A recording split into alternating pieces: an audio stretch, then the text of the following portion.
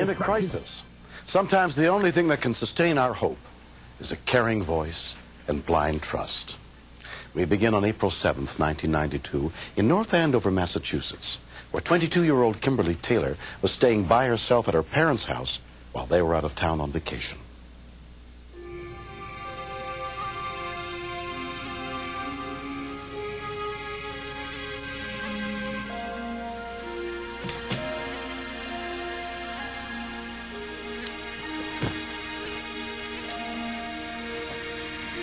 Janie?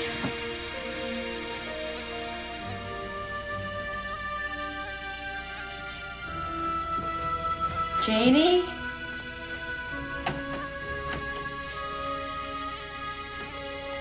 Janie?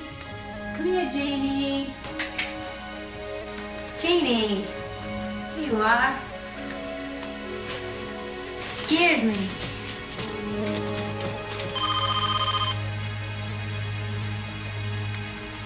North Andover Police Emergency Line. Yeah, somebody's trying to break into my house. What's the address?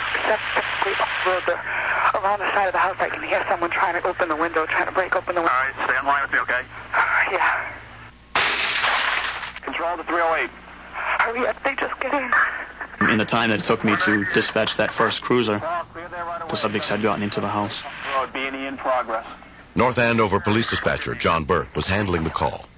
This was the first call that I had received where there was an actual life and death situation. Oh, God, that's it. Hold on, I need to jam my door. I'll give it to Dave. What's your name, ma'am? She went to jam her door. She said they're in. All right. 9X telephone operator Marcia Bunnell was also listening in. We're trained in that situation to be as quiet as possible, but I felt if it was me in that position, having the two people on the line would be good. I didn't dare to let it go. Control to all available cars. Subjects are in the house.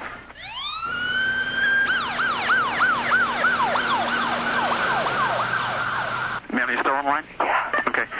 Which side of the house did they enter, ma'am? The right side of the house. If you're looking at the house, they entered on the right. Are you in a bedroom, ma'am? Yeah. Did you close your door? Yeah, but it doesn't lock. Please hurry. Do you hear anything, ma'am? Yes. Okay, we have several cruisers en route, okay? Don't say anything else, okay? If you want us to be quiet, you can be quiet, okay? But I'm going to stay on line with you, okay? I didn't know who was breaking into the house, how many, or why, but I knew that there wasn't too much that was between her and the suspects at that point.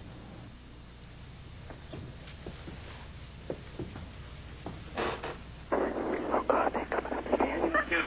You were upstairs, ma'am. Okay, where is your bedroom upstairs?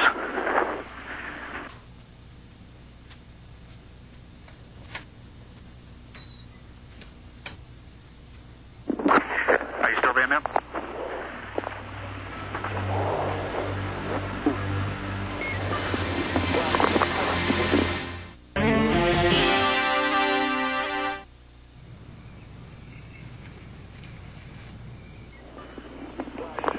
I was terrified for her.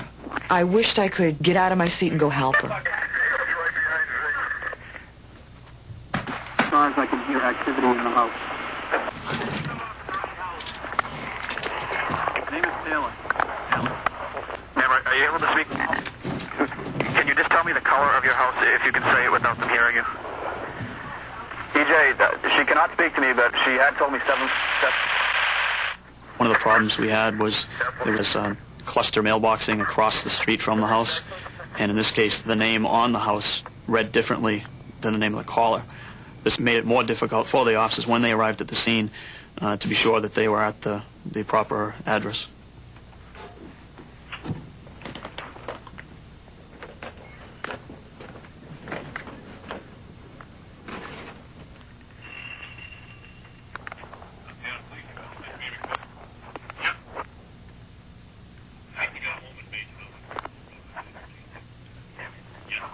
Caller is upstairs. She's whispering to me. I believe she says they're either in the house or in the room. I can't understand what she's saying. They're in her room. Cars, the subjects are in her room upstairs. The police are here. Yes, they're there. Oh, God. Within 5 minutes of the call, police units arrived. including Officer James Zarico and Sergeant T.J. McAvoy. By our portable radios. The dispatcher told us that he heard them in the bedroom with her. Had there been a number on the house that the officers could find easily, it would have saved precious seconds.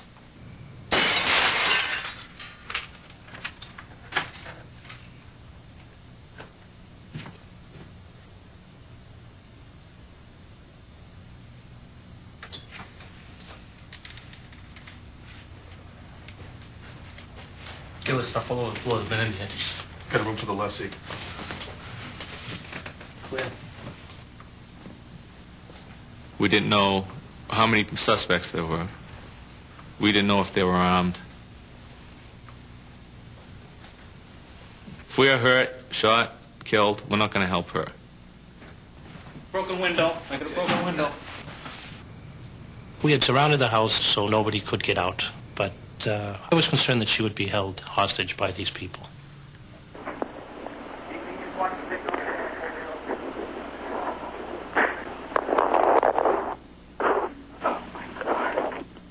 Stairs are clear. The blood on the floor over here, Mike.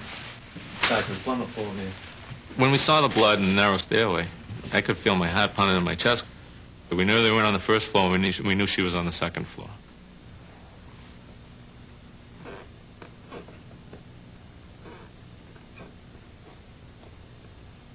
You hear them in your room, ma'am? I'm in the left. I'm in the room upstairs. To the left? You said upstairs to the left, correct? Yeah.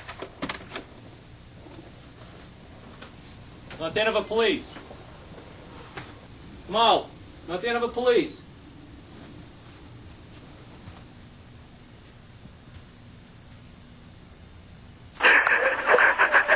Is there an officer upstairs with you, ma'am? Can I hang up now? Okay, ma'am, as long as there's an officer there, you can hang up, okay? Yeah. Okay, hang up then, okay? Not the end of a police. Jeez, you all right? When she finally popped her head out, it startled me. I didn't think anybody was in the room. It's all right. I asked her if she's all right. She said they never even knew she was there. So I knew that one of those persons who broke into the house had to be cut or bleeding. Sergeant, anyone in the garage? Officer Foles heard some noise in the garage. We had no officers in there.